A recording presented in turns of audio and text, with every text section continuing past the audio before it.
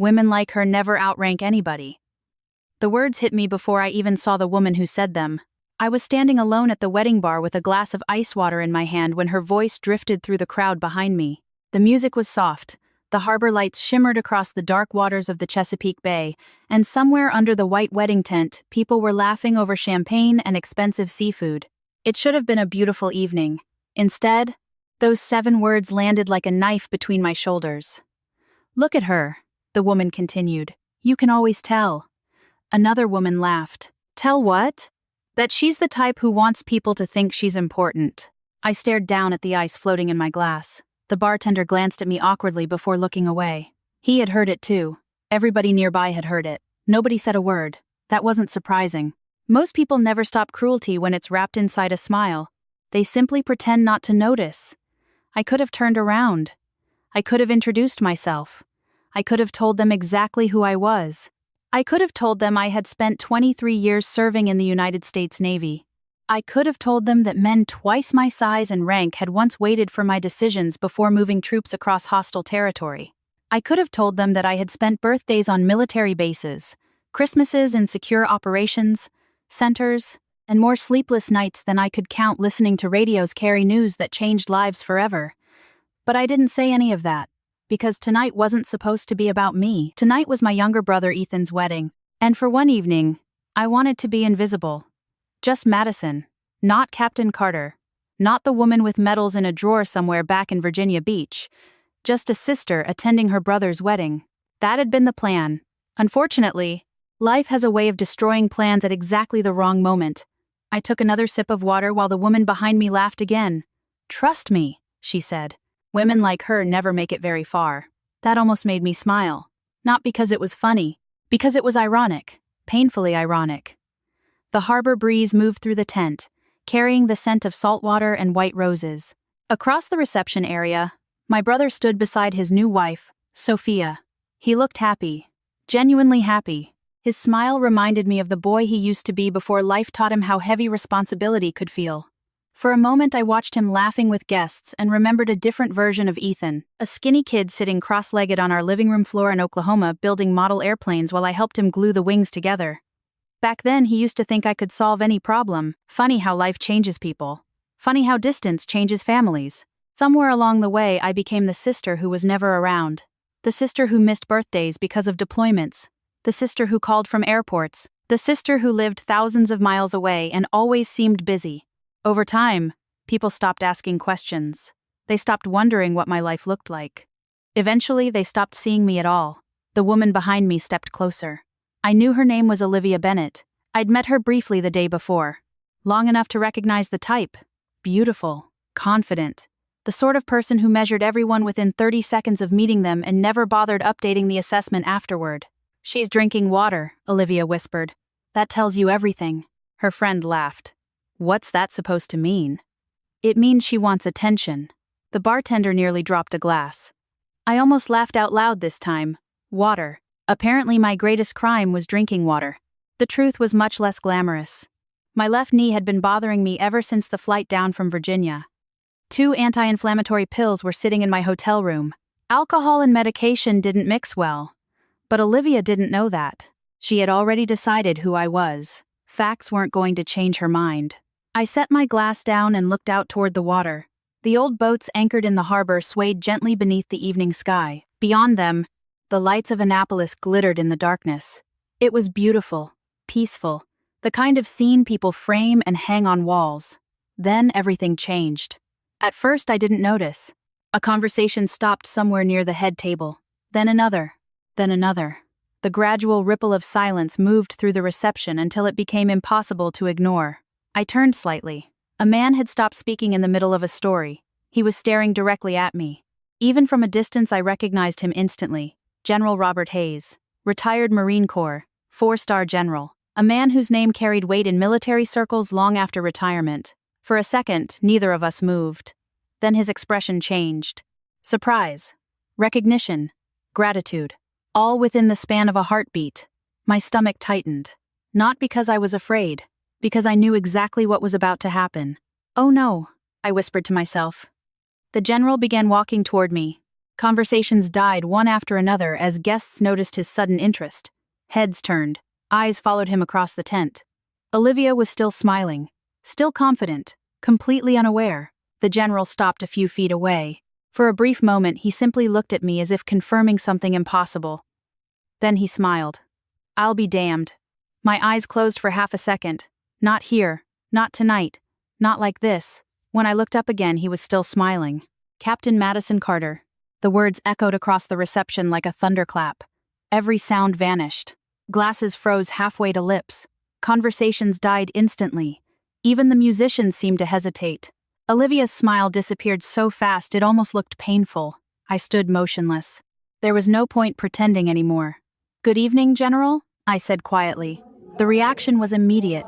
Guests exchanged confused looks. Sophia turned around. Ethan stopped talking mid-sentence. Dozens of faces shifted from curiosity to shock. General Hayes stepped forward and shook my hand with both of his. "Why wasn't I told you were here?" he asked. Nobody answered. Nobody could. Most of them had no idea who I was. The general looked genuinely bewildered. Then his eyes swept across the crowd before returning to me.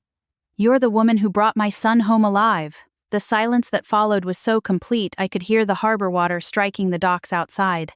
My brother stared at me. Sophia stared at me. Olivia looked as though the ground beneath her feet had disappeared.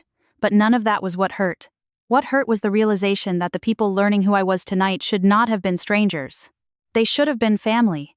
And before this wedding weekend ended, every truth we had spent years avoiding would finally come into the open. The silence after General Hayes spoke felt heavier than any silence I had ever experienced in a combat briefing room. For a few seconds, nobody moved. Nobody laughed. Nobody even seemed to breathe. The wedding reception that had been buzzing with music and conversation only moments earlier suddenly felt frozen in place. Every eye in the tent was on me. I hated that feeling. Most people assume military officers enjoy attention. They imagine promotions, ceremonies, medals pinned to uniforms while cameras flash. The truth is that the people who stay in long enough usually learn to avoid attention whenever possible. Attention creates expectations. Expectations create stories. And stories rarely tell the whole truth. General Hayes was still holding my hand. His grip was warm and steady, the grip of a man who had spent decades leading others through impossible situations. "Captain Carter," he said again, as if reminding himself that I was actually standing there. "It's good to see you," I managed a small smile. "You too, General." Around us, the silence finally began to crack. A few whispers appeared at nearby tables. Someone asked who I was. Someone else repeated the word captain. Across the room, my brother Ethan stood completely motionless beside Sophia. The expression on his face wasn't pride. It wasn't excitement. It was confusion. That hurt more than I expected. Because confusion meant he genuinely didn't know. After all these years, he still didn't know who his sister really was. General Hayes glanced around the reception. "You didn't tell anybody?" he asked quietly. I gave a small shrug. "It's a wedding." The general laughed softly. "Only you would say that." Olivia Bennett looked like she had forgotten how to blink. Just 10 minutes ago, she had been whispering insults at the bar. Now she looked as though she wanted the ground to open beneath her feet. I should have enjoyed that moment. A younger version of me probably would have. But standing there beneath the lights, I mostly felt tired. Tired of proving myself. Tired of watching people change their opinions based on titles instead of character. Tired of being invisible until somebody important vouched for my existence. Ethan finally approached. "Madison," he said carefully. "What's going on?" Before I could answer, General Hayes turned toward him. "Your sister never told you?" Ethan frowned. "Told me what?" The general looked genuinely surprised. "Son, your sister is one of the most respected officers I've ever met." The words landed like stones in still water. Ethan stared at me. Sophia stared at me. The guests nearest us immediately pretended not to listen while listening to every word. "Madison?" Ethan repeated. I looked away toward the harbor. The water reflected dozens of lights dancing across the surface. "I never thought it mattered," I said quietly. "It mattered to me," General Hayes replied. The conviction in his voice made me uncomfortable. I could already feel the room building a version of me that didn't exist. Heroes make people comfortable because heroes are simple. Real people are messy. Real people carry guilt. Real people make mistakes. Real people wake up at 3 in the morning remembering faces they couldn't save. The general's expression softened. You saved my son's life. There it was. The sentence everyone had been waiting for. Conversations died again. Even the band seemed quieter. Ethan blinked. Lucas? General Hayes nodded. During an extraction operation overseas, I immediately felt the familiar pressure in my chest, the one that appeared whenever people brought up that mission. Some memories never become easier. They simply become quieter. You learn how to carry them. You never learn how to lose them. General, I said gently, you don't need to. Yes, I do. His voice was calm but firm, because people should know what kind of woman is standing in front of them. I wanted to disappear, not because I was ashamed, because nobody in that room understood the full story. They heard one sentence and imagined a movie. Courage, heroism, victory. Reality had looked nothing like that. Reality had been dust and blood and exhaustion. Reality had been fear so intense it felt physical. Reality had been making decisions while knowing that every choice could get somebody killed. General Hayes looked toward the guests. My son was supposed to die that day, he said quietly. The reports made that very clear. Nobody spoke. Nobody moved. Captain Carter refused to leave people behind. My jaw tightened. Lucas Hayes had been one of several men trapped during a mission that went catastrophically wrong. I still remembered the radio traffic, the panic, the confusion, the endless noise. I remembered staring at satellite images while trying to make decisions faster than events were unfolding. Most of all, I remembered the names. Because long after the operation ended, names stayed with you. Not statistics, not reports, names. General Hayes placed a hand on my shoulder. My family gets holidays with Lucas because of her. The room remained silent. Across from me, Sophia's eyes filled with tears. Dad, she whispered, you never told us that. He smiled sadly. Some stories belong to the people who lived them. Then he looked at me. Unless they choose otherwise. I nodded gratefully. He understood. That was one reason I respected him. Military people who have seen enough usually know when to stop talking. The evening slowly resumed after that. Music returned. Conversations restarted. Guests drifted back toward their tables. But the atmosphere had changed. Every glance felt different. People who had ignored me before suddenly wanted introductions. Strangers smiled. A few veterans approached to shake my hand. Others simply nodded respectfully from across the room. It should have felt validating. Instead, it made me strangely sad.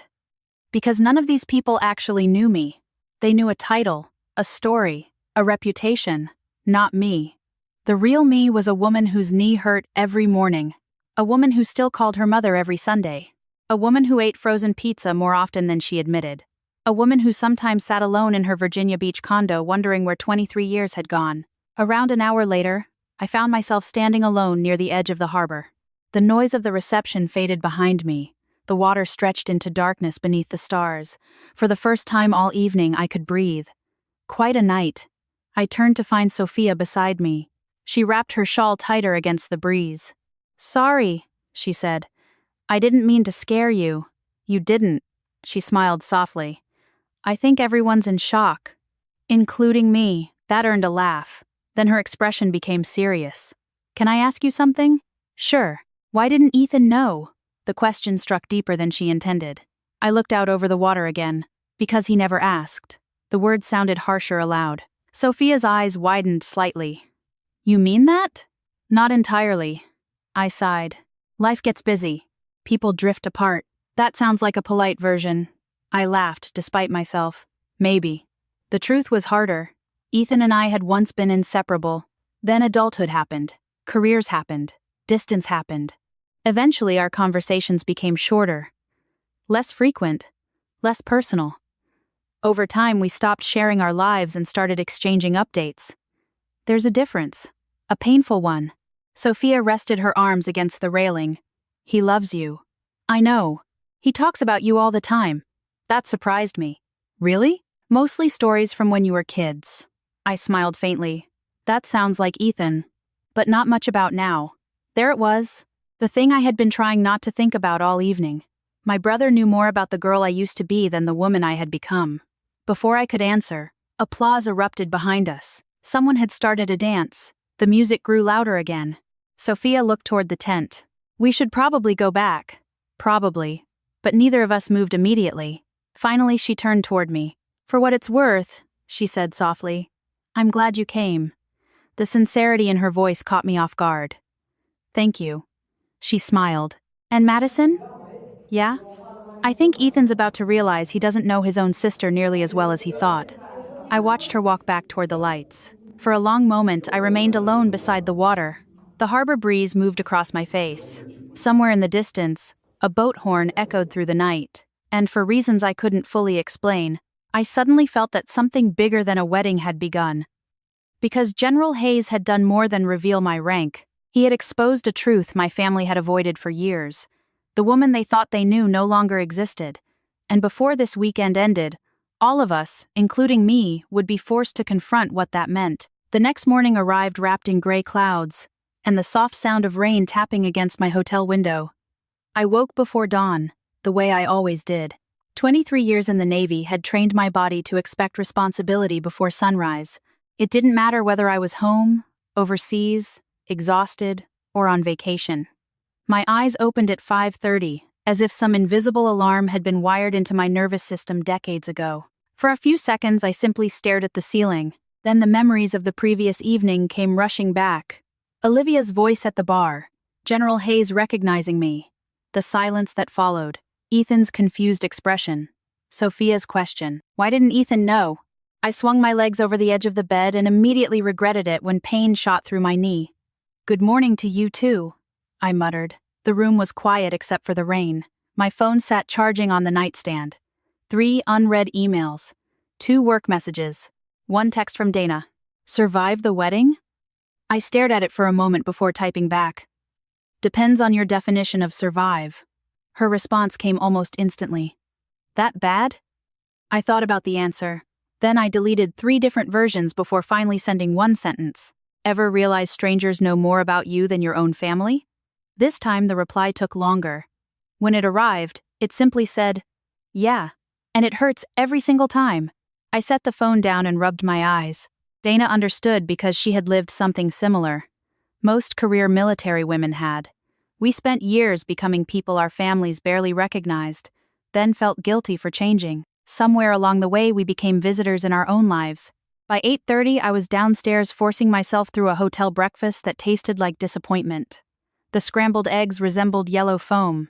The coffee was barely coffee. Families wandered through the dining area carrying waffles and paper cups while children argued over cereal choices. Normal life continued all around me. Somehow that made everything worse. My phone buzzed. Ethan, you coming to brunch? I stared at the message. A large part of me wanted to skip it entirely. Check out of the hotel. Drive straight to the airport. Fly back to Virginia Beach and return to a world that made sense. Instead I typed, sure. See you soon. Ethan sent a thumbs up emoji. Somehow that felt painfully inadequate for everything neither of us was saying. 45 minutes later I pulled into the driveway of a massive waterfront home belonging to one of Sophia's relatives. The kind of house that appeared in luxury real estate magazines. White columns, expansive porch, perfect landscaping, everything polished and beautiful. The rain had stopped, but the air remained heavy with humidity. As soon as I stepped through the front door I felt it, that subtle shift. Conversations lowering, heads turning, people pretending not to stare while staring anyway. News traveled fast after weddings, especially when military officers unexpectedly appeared in them. Madison! Sophia greeted me warmly. She crossed the room and hugged me before I could escape. Glad you came. Thanks for inviting me. Coffee's in the kitchen. You're speaking my language. She laughed and pointed toward the back of the house. Ethan was already there. He stood near the island holding a coffee mug and looking exhausted. His eyes were puffy. His shirt was wrinkled. He looked exactly like a man who hadn't slept much. Hey, he said. Hey. For a moment neither of us moved. Then he stepped forward and gave me a brief side hug. It felt strangely formal, like 2 people pretending to remember how family worked. You want coffee? He asked. Please. He handed me a mug. Black, right? That caught me off guard. You remembered. Of course I remembered. Something about the answer made my chest tighten. Because remembering how I took coffee wasn't the same thing as knowing who I was. Brunch unfolded slowly. Guests drifted between the kitchen and the porch carrying plates overloaded with biscuits, eggs, fruit, bacon, and pastries. The atmosphere gradually relaxed, at least on the surface. Underneath, tension lingered like humidity before a storm. General Hayes arrived around 10. The effect was immediate. Conversations straightened themselves. Postures improved. Older veterans stood a little taller. The general greeted people warmly before spotting me near the porch railing. "Captain. General." He smiled. "Good to see you again." Likewise. Olivia appeared nearby carrying iced tea. The moment she noticed us speaking, her smile faltered. Only for a second. Then it returned. Watching her was fascinating. She wasn't stupid. She understood she had misjudged me. The problem was that some people would rather rewrite reality than admit they were wrong. "Madison," she said brightly. "I didn't get a chance to congratulate you last night." I raised an eyebrow. "For what?" "Your service, of course." There it was. The performance. The sudden friendliness. The revision of history. "Thank you," I said politely. Her smile widened. "General Hayes had wonderful things to say about you." That was kind of him. Olivia waited for more. Some acknowledgement. Some invitation into a conversation she had spent the previous evening mocking. I gave her nothing. Eventually she excused herself. General Hayes watched her leave. "Interesting woman." I nearly laughed into my coffee. "That's one way to put it."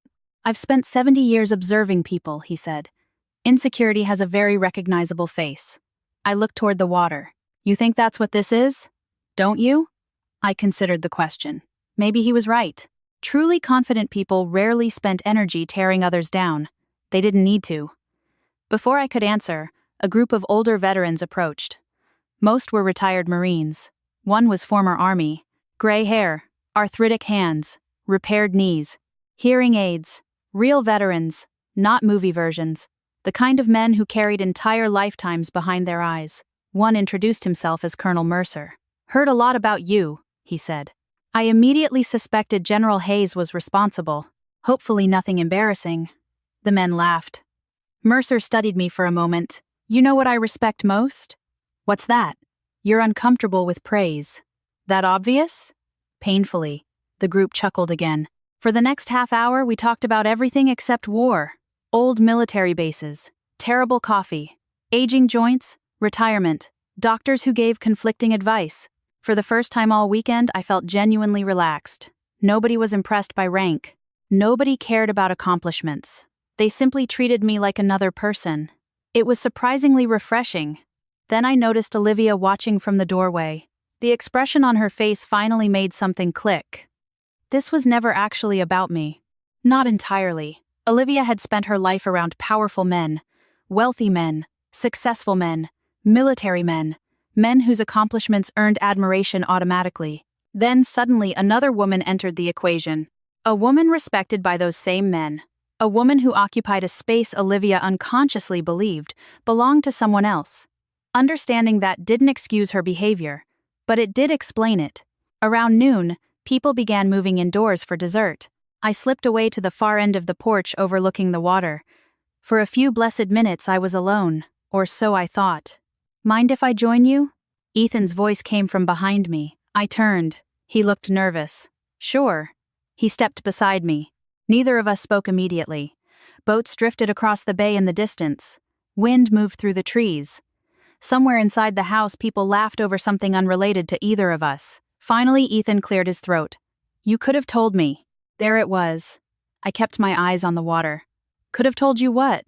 "Any of it." I smiled sadly. "You never asked." The words landed harder than I intended. Ethan flinched. "That's not fair." "Isn't it?" He looked away. Silence stretched between us. Not angry. Just uncomfortable. Honest. "I knew you were doing important things," he said eventually. "Did you?"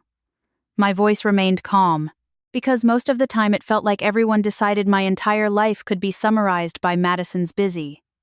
Ethan sighed. "That's not what I meant." "Then what did you mean?" He didn't answer right away. That answer told me more than any explanation could. We stood there for several seconds listening to the wind. Finally, he said quietly, "I guess I stopped asking because every time we talked, your life sounded bigger than mine." I turned toward him. For the first time all weekend, he looked vulnerable. Not defensive. Not confused. Vulnerable. Ethan. No, let me finish. He rubbed a hand across his face. You left Oklahoma. You joined the military. You saw the world. You became somebody important. I stayed home and built roofing companies. I stared at him. You think I judge you for that? No. His laugh held no humor. But I judged myself. The confession hung between us, raw and unexpected. Suddenly pieces started fitting together. The distance. The awkwardness. The years of surface-level conversations. It had never been resentment. It had been comparison. And comparison is poison when left untreated long enough. Neither of us spoke. We simply stood there watching sunlight break through the clouds above the bay. For the first time in years, I felt like I was seeing my brother clearly. The problem was that I wasn't sure I liked what that clarity revealed. Because beneath everything else was a painful truth neither of us had wanted to admit. We weren't strangers because life pulled us apart. We were strangers because we had both stopped trying to bridge the distance. And deep down, I knew that before this weekend ended, that truth was going to hurt far more than anything Olivia Bennett had ever said. By the time the second reception began that evening, I had already considered leaving at least 6 different times. The easiest thing in the world would have been driving straight to the airport, changing my flight, and disappearing back into the life I understood. No awkward conversations, no emotional landmines, no family history dragged into the light, just work, routines, and the comfortable distance I had spent years building around myself. But something kept me there. Maybe it was stubbornness, maybe it was hope. Maybe it was the simple fact that after 23 years of facing difficult situations, running away from one felt wrong. Charleston, or rather Annapolis. I corrected myself as I parked near the waterfront. Venue was wrapped in one of those beautiful Maryland evenings that looked like they belonged in a movie. The rain from earlier had vanished. Warm air drifted off the bay. Strings of lights reflected across the water like scattered stars. Guests were already arriving when I stepped out of my rental car. Laughter floated through the darkness. Music echoed softly from the tent. From a distance it looked perfect. The kind of perfect people post online and remember for the rest of their lives. The kind of perfect that rarely tells the whole story. I adjusted my jacket and started walking. My knee complained immediately. Not tonight, I muttered. It ignored me. The closer I got to the reception, the more I felt that familiar tension building beneath my ribs. Something had changed since the previous evening. People knew my name now. They knew my rank. More importantly, they thought they knew my story. Those things were not the same. As soon as I entered the tent, heads turned. Not dramatically, not rudely, just enough to notice. Conversations paused. Smiles appeared. Several people nodded politely. A few veterans raised glasses in greeting. It was amazing how differently a room treated you once someone important introduced you properly. The realization should not have bothered me. Yet somehow it did. Captain Carter. I looked up. General Hayes stood nearby holding a glass of iced tea. General. Good evening? Good evening? His eyes narrowed slightly. You look like you're heading into a root canal. I laughed despite myself. That obvious? Only to someone who spent his life reading nervous officers. I'm not nervous. Then you're lying. That made me laugh harder. The old man smiled. There she is. For a few minutes we talked about harmless things. The weather, retirement, the terrible state of professional football. It felt normal, comfortable. Then General Hayes glanced toward the far side of the tent. Your brother's looking for you. I followed his gaze. Ethan stood near the dance floor, speaking with several relatives. The moment he noticed me, his expression tightened. Not negatively, just uncertain, like he still didn't know how to approach whatever was happening between us. We had a conversation earlier, I said quietly. I suspected as much. It didn't solve anything. Those are usually the useful conversations. Before I could respond, the wedding coordinator approached, young, efficient, holding a clipboard like it contained nuclear launch codes. Captain Carter? I immediately disliked where this was heading. Yes? General Hayes mentioned you might be willing to say a few words later. I looked directly at the general. He suddenly became fascinated by his iced tea. General. What? You volunteered me? Suggested. Without asking? Experience has taught me some people need encouragement. I stared at him. He smiled. The coordinator looked increasingly nervous. Only if you're comfortable, of course. I should have said no. I wanted to say no. Public speaking never bothered me professionally. Give me a room full of military officers, intelligence analysts, or congressional staffers, and I could speak for hours. Family was different. Family knew where the wounds were. Family knew which words mattered. I'll think about it, I finally said. The coordinator exhaled visibly and retreated. You're welcome, General Hayes said. I haven't agreed. Yet. The old man walked away before I could argue further. I spent the next hour trying to avoid making a decision.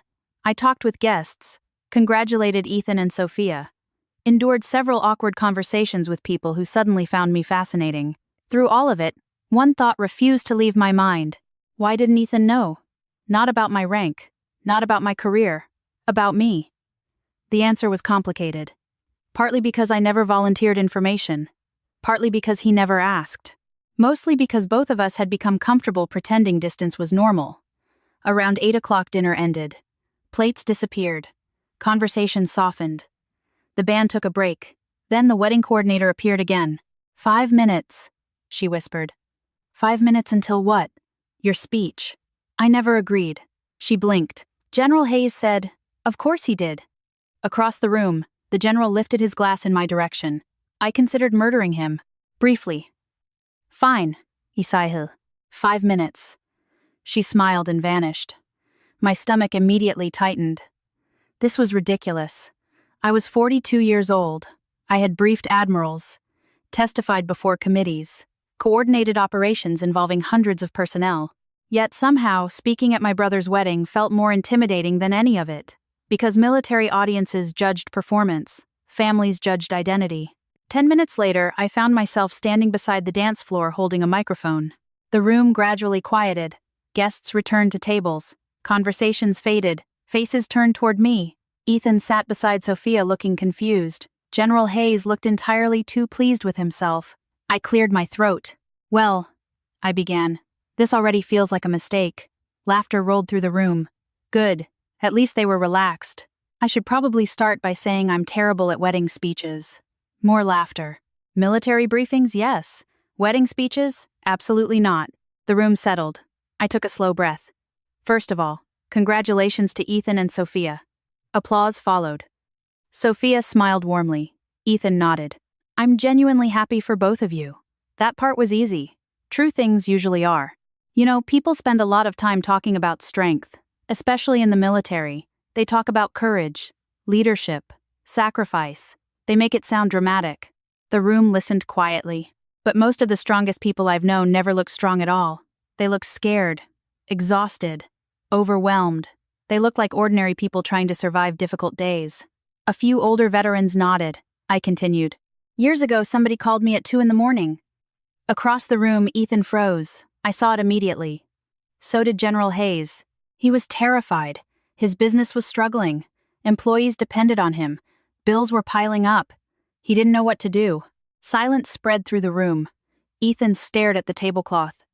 The easiest thing would have been letting him fail, telling him to figure it out himself, telling him those weren't my problems. I paused. But that's not what family does. Nobody moved.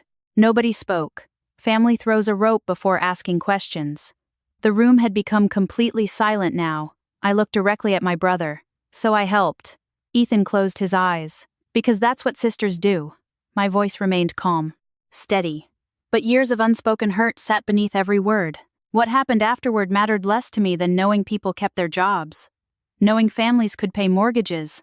Knowing children still had food on the table. I wasn't angry anymore. That surprised me. Somewhere over the years, anger had transformed into sadness. Sadness was harder to carry. The problem, I said softly, is that sometimes people become so ashamed of needing help that they start pretending the help never happened.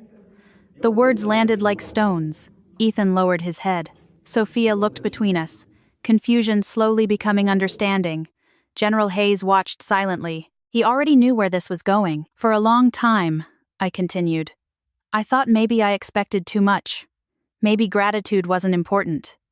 Maybe being remembered wasn't important. My eyes found Ethan's again. But respect matters. Nobody in the room breathed. Being treated like you exist matters. Ethan covered his mouth with one hand. His eyes glistened. And eventually, I said quietly, silence becomes its own kind of answer. The microphone suddenly felt heavier. The room felt smaller. Years of distance stood between my brother and me. Years of misunderstandings. Years of things neither of us had wanted to say. Tonight there would be no more hiding from them. And for the first time since arriving in Annapolis, I stopped worrying about making everyone comfortable. Because sometimes the most loving thing you can do is finally tell the truth. The silence after I lowered the microphone felt almost unbearable. Nobody clapped. Nobody moved. Nobody rushed to fill the space with polite laughter or nervous conversation. The truth had entered the room, and truth has a way of stealing people's words. I stood there beneath the string lights, looking at my brother across a sea of frozen faces. For a second, Ethan looked exactly like the boy I used to protect when we were growing up in Oklahoma. Not the successful business owner everyone admired. Not the groom. Just a scared kid who suddenly realized there was nowhere left to hide. Sophia slowly turned toward him. "Ethan?" she asked quietly. He didn't answer. His eyes remained fixed on the table in front of him. The room waited. General Hayes sat perfectly still, his expression unreadable. Olivia stood near the back beside the dessert table, clutching a wine glass so tightly I thought it might crack. Nobody knew what would happen next. Honestly, neither did I. Then Ethan finally spoke. His voice came out rough and uneven. $40,000. The words landed heavily in the silence. A few guests exchanged surprised looks. Someone near the back whispered, "What?" Ethan swallowed hard. "That's how much she gave me." Nobody moved. "In one morning." Sophia stared at him. "What are you talking about?" Ethan rubbed both hands over his face. 5 years ago. His voice cracked slightly. The company was dying. I felt my stomach tighten. We had never discussed this publicly. Not once. The memory came rushing back immediately. A hotel room outside Washington, D.C. A phone ringing after 2 in the morning. Ethan trying to sound calm and failing miserably. I could still hear it. "Madison, I hate asking." That's how he started. Not hello. Not how are you. Just shame. Pure shame wrapped in a trembling voice. Back then, his construction company had been barely hanging on. Delayed contracts. Rising costs. Frozen credit lines. Employees expecting paychecks. Families depending on those paychecks. I remembered sitting on the edge of a hotel bed listening while he tried not to cry. I remembered opening my laptop before he even finished explaining. I remembered transferring the money before sunrise. Not because I was generous, not because I was wealthy, because he was my brother. And because family isn't supposed to let family drown when a rope is available. Back in the reception tent, Ethan finally looked up. His eyes were red. "She saved my company." Nobody said anything. "She saved 23 jobs." The room remained silent. "She saved me." Sophia covered her mouth. Tears immediately filled her eyes. "Why didn't you tell me?" Ethan laughed once. It wasn't a happy sound. "Because I was embarrassed." His honesty shocked me. Maybe because I'd spent years waiting for it, without realizing I was waiting at all. I kept telling myself I'd pay her back and then everything would feel normal again. He shook his head. But every time I looked at her, all I could think about was the fact that I'd failed. The confession hit harder than anything Olivia had ever said. Because it explained everything. Every awkward conversation. Every emotional distance. Every family gathering where we somehow talked around each other instead of to each other. Ethan wasn't angry with me. He was ashamed of himself. And shame, left alone long enough, turns into walls. Sophia reached for his hand. He squeezed it tightly. "I hated needing help," he admitted. Especially from her. A few people looked uncomfortable. I understood why. Nobody likes hearing ugly truths, especially truths that feel familiar. Ethan laughed bitterly. "She was always the brave one." I immediately shook my head. "That's not true." "Yes, it is." He looked directly at me now. "You left home. You built a life. You became somebody." My chest tightened. Ethan. And I spent years pretending none of that mattered. The room was so quiet I could hear silverware shifting somewhere near the kitchen entrance. I told myself she didn't understand my life anymore. He laughed again. "The truth is I stopped trying to understand hers." Those words hurt because they were true. Not entirely, but enough. General Hayes finally leaned forward slightly. "Son," he said quietly, "do you know what the hardest part of leadership is?"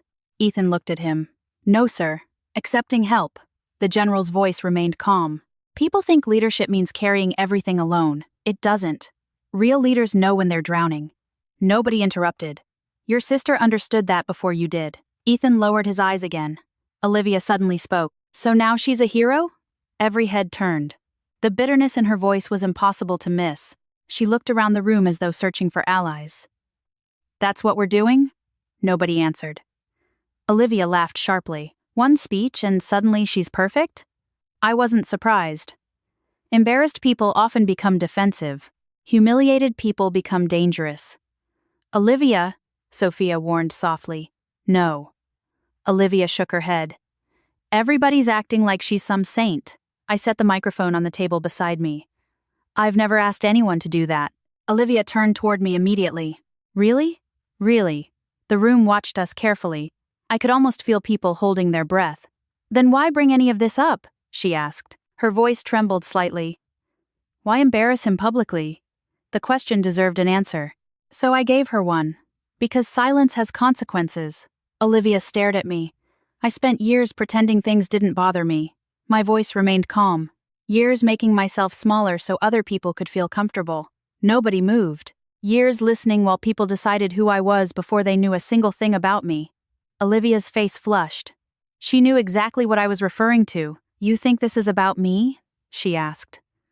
I think you judged somebody you didn't know. Her jaw tightened. I was joking. A few guests looked away. Even they knew how weak that sounded. No, I said quietly. You were testing boundaries. The words landed directly where they needed to. Olivia opened her mouth, closed it, then looked away. Because deep down, she knew it was true. General Hayes folded his hands together. Most cruelty starts as a test, he said calmly. People want to know how much they're allowed to get away with. Nobody argued. Nobody could. Olivia suddenly looked very small standing there. Not because she lacked confidence, because confidence and insecurity often wear the same clothes until pressure reveals the difference. For several seconds, nobody spoke. Then something unexpected happened. Olivia's eyes filled with tears. You have no idea what it's like, she whispered. The room froze again. She laughed shakily. My father spent my entire childhood talking about military heroes. Nobody interrupted. Every family gathering, every holiday, every conversation. Her voice cracked. Always talking about brave people, important people, people who mattered. Suddenly I understood. Not everything, but enough. And now here you are. She gestured toward me. Exactly the kind of woman everyone admires. The anger was gone now. Only hurt remained. Do you know how exhausting that is? She asked. General Hayes watched quietly. I suspected he already understood. No, I admitted. I don't. Olivia wiped her eyes angrily. Of course you don't. Then she looked directly at me. Because you're the person everyone respects. The irony almost broke my heart. Because if she had known how invisible I felt most of my life, she never would have said it. That's not true, I said softly. It doesn't feel true. She stared at me. The room waited. Respect isn't something I've always had, I continued. Most of the time I had to earn it. My voice lowered. And sometimes even that wasn't enough. Olivia's expression changed slightly. Not agreement. Understanding. Just a little. For the first time all weekend we weren't enemies. We were simply two wounded people standing in different corners of the same room. She looked down. Then, without another word, she picked up her purse and walked toward the exit. Nobody stopped her. Nobody followed. The tent remained silent long after she disappeared into the darkness outside. Eventually Ethan stood. Slowly, carefully. Like a man carrying something heavy, he looked at me for several seconds before speaking. I should have defended you. The honesty in his voice hurt more than any apology. Yes, I said quietly. He nodded. I know. Then he took a shaky breath. And that's something I'm going to regret for a very long time. For the first time since arriving in Annapolis, I saw no excuses in his eyes. No defensiveness. No shame hiding behind pride. Only regret. Real regret. And somehow that was far more powerful than any apology he could have given. Because at last, after years of distance and silence and misunderstanding, my brother was finally seeing me clearly. The tragedy was that it had taken nearly losing me for him to open his eyes. I barely slept that night. Not because of the speech. Not because of Olivia. Not even because of the conversation that had unfolded in front of everyone. I barely slept because for the first time in years, there was nothing left to hide behind. No polite excuses. No carefully maintained distance. No pretending that everything was fine when it clearly wasn't. I lay awake in my hotel room staring at the ceiling while the air conditioner rattled in the background and traffic hummed faintly beyond the window. Every time I closed my eyes, I saw Ethan's face. Not the embarrassed face from the reception. Not the guilty face from the speech. The face he made when he finally realized how much time had been lost. Some wounds don't come from cruelty. They come from neglect. They come from years of not asking questions. Years of assuming there will always be another holiday, another phone call, another opportunity to reconnect. Then, one day you wake up and discover an entire relationship has quietly drifted out to sea. Around 6 in the morning, my phone buzzed. I reached for it without thinking. One message: Ethan, can we talk before you leave? I stared at the screen for several seconds. Then I typed back, lobby, 30 minutes. When I walked downstairs, he was already there. Sitting alone near the windows with 2 cups of coffee on the table. He looked exhausted. His shirt was wrinkled. His eyes were red. He had the appearance of a man who had spent the entire night fighting himself. For a moment neither of us spoke. Then I sat down across from him. Morning. Morning. He pushed 1 cup toward me. Black coffee. I smiled faintly. You remembered? He laughed softly. Apparently I remember more than I thought. We sat quietly for a few seconds. Outside, the harbor was covered in morning fog. Boats drifted through the mist like ghosts. Finally, Ethan reached into his jacket and placed a small envelope on the table. I immediately knew what it was. What's that? I asked anyway. A start. I didn't touch it. Ethan, please. His voice cracked slightly. Just let me finish. I leaned back and waited. He took a long breath. I spent years telling myself I didn't owe you anything because I planned to pay you back someday. He shook his head. The truth is, I wasn't avoiding a debt. I was avoiding gratitude. I remained silent. Every time I thought about what you did for me, I remembered how scared I was, how helpless I felt. He looked down at his hands. And instead of dealing with that feeling, I started avoiding the person who reminded me of it. My chest tightened. You were my sister. His eyes filled with tears. You saved my business. You saved families I didn't even know how to protect at the time. And somehow I turned that into resentment. The honesty hurt because it was real. There was no defense left in his voice. No excuses. Only truth. I slowly wrapped both hands around my coffee cup. I never wanted anything from you. I know. I didn't help you because I expected repayment. I know. He swallowed hard. But I should have thanked you anyway. The words hung between us. Simple. Honest. Years late. Yet somehow exactly what needed to be said. For a long moment neither of us spoke. Then Ethan looked directly at me. When Dad got hurt and couldn't work anymore, everyone looked at me. I frowned slightly. What do you mean? I became the man who stayed. His voice was quiet. You left and did amazing things. I stayed home and tried to hold everything together. Understanding slowly settled over me. You thought we were competing. Ethan laughed bitterly. Wasn't that obvious? No. It was to me. He rubbed his face. Every promotion you got felt like proof that you were moving forward while I was stuck. I stared at him. Ethan, I never saw it that way. I know that now. Another silence followed. This one felt different. Lighter somehow. Not because everything was fixed. Because it finally felt honest. Outside, the morning fog began lifting from the water. Sunlight broke through the clouds in narrow golden streaks. Ethan looked toward the window before speaking again. You know what the worst part is? What? He smiled sadly. I missed my sister. That almost broke me. Not because it was dramatic, because it was true. We had spent years standing on opposite sides of a bridge neither of us crossed. I looked down at the envelope, then pushed it back toward him. Keep it. Madison, keep it. I owe you. I shook my head. No. His brow furrowed. You don't owe me money. My voice softened. You owe me something much harder. He looked confused. What's that? Respect. The word settled between us. Ethan stared at me for several seconds, then slowly nodded. That's fair. And another thing. What? Stop waiting until the next crisis to call me. For the first time all morning, he laughed. A real laugh. Deal. I'm serious. I know. He wiped his eyes. Actually, Sophia already said the same thing. That made me smile. She's smart. Way smarter than me. Most people are. We both laughed. The tension that had haunted us all weekend finally began to fade. Not disappear. Heal. There's a difference. A little later, Ethan walked me to my rental car. The morning air smelled like salt water and wet pavement. The city was waking up around us. People carrying coffee. Joggers along the harbor. Seagulls circling overhead. Ordinary life continuing as if nothing extraordinary had happened. We stood beside the car for a moment, neither of us eager to say goodbye. "I'm proud of you," Ethan said suddenly. I looked at him. "You don't have to say that." "I know," his voice was firm. "But I'm saying it anyway." Tears threatened unexpectedly. "Thank you." "I should have said it years ago." I nodded. "Yeah, you should have," he laughed. Still brutally honest. Occupational hazard. Then he hugged me. Not the quick, awkward hug from the wedding. A real hug. The kind that says everything words couldn't manage. When we finally stepped apart, neither of us looked away. "Call me," he said. "I will." "Promise?" "Promise." Then I got into the car and drove toward the airport. As the harbor disappeared behind me, I thought about how strange life can be. Sometimes the people who underestimate you are strangers. Sometimes they're family. Sometimes they're both. But eventually there comes a moment when you stop needing permission to know your own worth.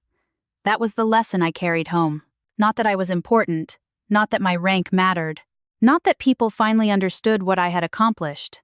The lesson was simpler than that. Your value does not decrease because someone fails to see it. And the people who truly love you will eventually learn that the strongest relationships are not built on pride. They are built on honesty. If this story touched your heart, take a moment to think about someone in your life you haven't called in far too long. Sometimes one conversation can heal years of silence. And if you've ever been underestimated by your own family, or if you've ever realized too late how much someone quietly sacrificed for you, I'd love to hear your story in the comments below. Have you ever felt invisible to the people who should have known you best? And if given the chance, what is one thing you wish you could say to a family member today? Share your thoughts, because your story may help someone else feel less alone.